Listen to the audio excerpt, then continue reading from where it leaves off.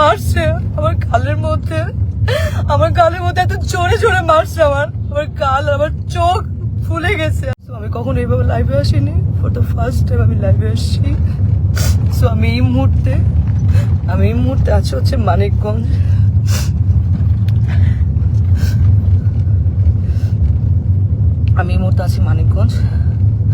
Manikganj director Rafat Majumdar Rinku ভাইয়ের একটা কাজে আসছি ফিকশনে। এখানে আমার সাথে আছে তানজিন তিশা, সুদুজ্জামান সেলিম ভাইয়া, মোমেন আন্টি এবং অ্যাক্টর মিটাপি। তো আমি জানি না আসলে, গতকালকে আমার প্রথম সিন এবং গতকালকে আমি মানিকগঞ্জ আসি। এসে আমি তানজিন তিশা আপুর জন্য আমি খুব সুন্দর ঢাকা থেকে গিফট নিয়ে আসছিলাম, যে আমি তানজিন তিশা আপুকে গিফটগুলো দিব। কারণ আপু এত সিনিয়র, আপু একটা ফিল্ম করতেছে, আপুকে উইশেসের জন্য আমি আপুকে আসলে গিফটটা দিই, কিন্তু আপু গিফটটা নেয় না এবং সে গিফট অ্যাকসেপ্টও করে না, এবং সেখানে সবাই ছিল, সবাই দেখছেও। তো আমি কিছু বলি না যে উনি হয়তো গিফট নেয় নেই, ঠিক আছে মেনে নিচ্ছি। তো আমার প্রথম সিনে আমি যখন শুরু করছি তখন সেখানে প্রথম সিনে উনি আমাকে, সিনের মধ্যে ছিল না, উনি আমাকে মেরে আমার এখানে যে দেখেন দাগ, খামচির দাগ, হাতে দাগ, রক্ত বের করে ফেলছিল কালকে প্রথম সিনে। এবং সেইটা যখন মনিটরে এসে আমি যখন দাঁড়াইছিলাম তখন রিঙ্কু ভাইয়া এবং সেলিম ভাইয়া দুজনেই বলতেছিল যে তিশার কি হয়েছে, তোমার সাথে কি কোনো ঝামেলা আছে, আগে ও তোমাকে এভাবে মারলো কেন, বা কি আসে বিষয়। আমি তখন আসলে এক পর্যায়ে আসলে আমি বলে দিছিলাম যে হ্যাঁ, এর আগে আমি যখন আসলে নাটকে মুশফিকুর ফারহানের সাথে কাজ করতাম অ্যাজ এ কো আর্টিস্ট হিসেবে, তখন তিশা আপু আমাকে এরকম ফোন দিয়ে থ্রেট দিছিল যে হ্যাঁ ফারহানের সাথে কাজ করতে পারবা না। আমাকে না, আরো অনেককে আসলে এরকম উনি ফোন দিয়ে থ্রেট দিছিল, যে পায়েলকেও, কেয়া পায়েল, তারপর আরো অনেককে এরকম ফোন দিয়ে উনি থ্রেট দিছে যে কাজ করা যাবে না। তো আমি তখন বলছিলাম ওই সময়টা যে আপু কেন আমি কাজ করব না, আমি তো আর্টিস্ট, আমি তো সবার সাথেই কাজ করব, ফারহান ভাইয়ের সাথে কাজ করব, জোবান ভাইয়ের সাথে কাজ করব, সবার সাথে। ফারহান ভাইয়ের সাথে কেন কাজ করব না, কি সমস্যা কি? তখন আমি বলছি হ্যাঁ, আমার ফারহান আমার জামাই হয়। আমি তখন কিছু বলি না, আচ্ছা ঠিক আছে, মনে হয় পার্সোনাল ওনাদের ব্যাপার হয়তো।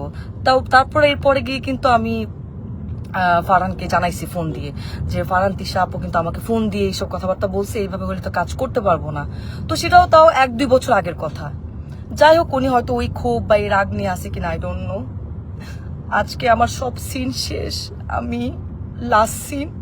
তো ওই সিনের মধ্যে লেখা ছিল যে আমি গিয়ে তিশাপুকে, সিনের মধ্যে লেখা আছে আমি গিয়ে তিশাপুকে চট দিব এবং চট দেওয়ার পর উনি ওইখান থেকে চলে যাবে, এটা সিনের মধ্যে লেখা। তো আমি টেকনিক্যালি, আমরা তো আর্টিস্ট, আমরা তো টেকনিক্যালি কিন্তু আসলে আর্টিস্টকে আমরা যদি কেউ কাউকে মারে বা আঘাত করে, আমরা কিন্তু খুব সফটলি টেকনিক্যালি সেটা করি। তো আমি তিশা আপুকে খুব আস্তে করে গালের মধ্যে জাস্ট একটু গালে হাত লাগাইছি। উনি চলে যাওয়ার কথা ছিল, কিন্তু উনি চলে না গিয়ে উনি সিনের মধ্যে, ক্যামেরা ওপেন ছিল, ক্যামেরা ওপেনে সিন চলতেছে মানিকগঞ্জে, এখানে অনেক মানুষ ছিল, তারপর ডিওপি ভাই আরো সবাই ছিল, এডিটর সবাই ছিল। উনি ওইখানে আমাকে এমন ভাবে মারছে আমার গালের মধ্যে, এত জোরে জোরে মারছে আমার গাল, আমার চোখ ফুলে গেছে। আর আমি আমি আমি মানে কথা বলতে পারতেছিলাম না, আমার এই জায়গাটা এত জোরে লাগছে, তো আমি নিতে পারি নাই।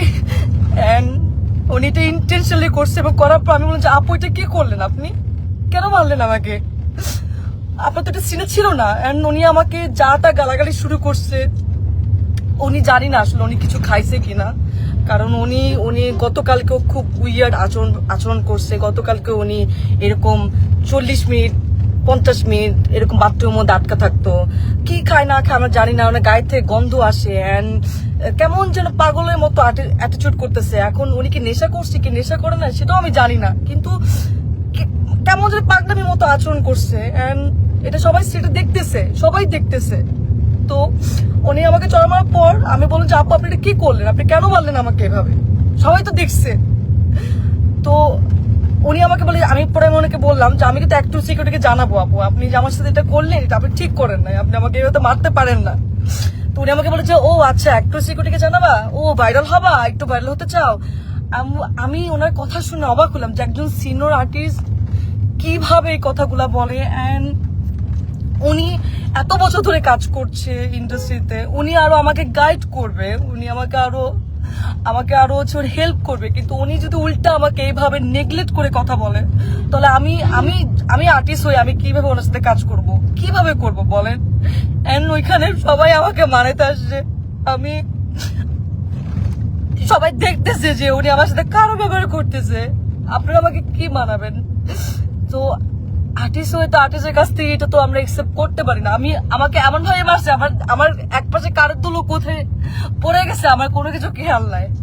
তো আমি এখন ঢাকায় চলে আসতেছি, আমি অ্যাক্টর সিকিউরিটিকে জানাবো যে একজন সিনিয়র আর্টিস্ট হয়ে এইভাবে যদি আর্টিস্টকে স্ক্রিনের মধ্যে শুটে যদি এভাবে মারে এবং যাচ্ছে তাচ্ছে ভাবে খারাপ ব্যবহার করে, তাহলে তো সেটা মেনে নেওয়া যায় না, এইভাবে তো কাজ করা যায় না।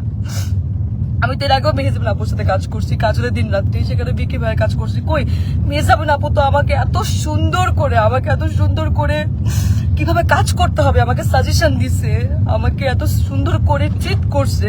তোমার কাছ থেকে আমি শিখছি, আমি তো ভাবছি আমি তিশা আপুর কাছ থেকে শিখবো, কিন্তু তিশা আপু আজকে যেটা করলো এটা এটা এটা তো আমার সাথে অন্যায় হয়েছে, এটা তো ঠিক হলো না, এটা তো একদমই ঠিক হলো। আমি তো কাজ করতে গেছি, আমি তো আসলে এটা তো আমি আশা করি নাই। তো যাই হোক, এখন সেলিম ভাইয়া ওনারা সবাই এখানে ছিলেন, সেলিম ভাইয়া ওনারা সবাই দেখছে, এখন ওনারা জানে ওনারা কি ডিসিশন নিবে। কিন্তু আমি ঢাকায় যাচ্ছি, আমি অ্যাক্টর সিকিউরিটিকে জানাবো যে ওনারা আসলে কি ব্যবস্থা নিবে। এবং আজকে যদি এরকম একজন আর্টিস্টের সাথে কাজ করে, মানে আমার যদি এই অবস্থা হয়, তাহলে যারা কাজ করছে প্রিভিয়াস বা তারাই বা কি ফেস করছে। তো আমি তো সবসময় আশা করি যে আমি যারা সিনিয়র, যারা মেহজাবিন আপু বা যাদের সাথে কাজ করব, কখনো সামনে যখন কাজ করব, তাদের কাছ থেকে আমি শিখবো। কিন্তু তানজিন তিশা আজকে উনি যেটা করলো আমার সাথে, আমি এত নাইসলি ওনাকে গিফট দেওয়ার চেষ্টা করলাম, সেটাও তো নিল না, উল্টা আমাকে মারলো শুটিং সেটে। এটা কি ঠিক করলো? আপনি তো সিনেমা করছেন না, তানজিন তিশা তো সিনেমা করছে, তো একজন সিনেমা আর্টিস্ট, তার তো মনটা অনেক বড় হওয়ার কথা ছিল, সে তো আর আমাদেরকে শিখাবে, গাইড করবে, কিন্তু সে সবার সামনে আমাকে এভাবে মারলো।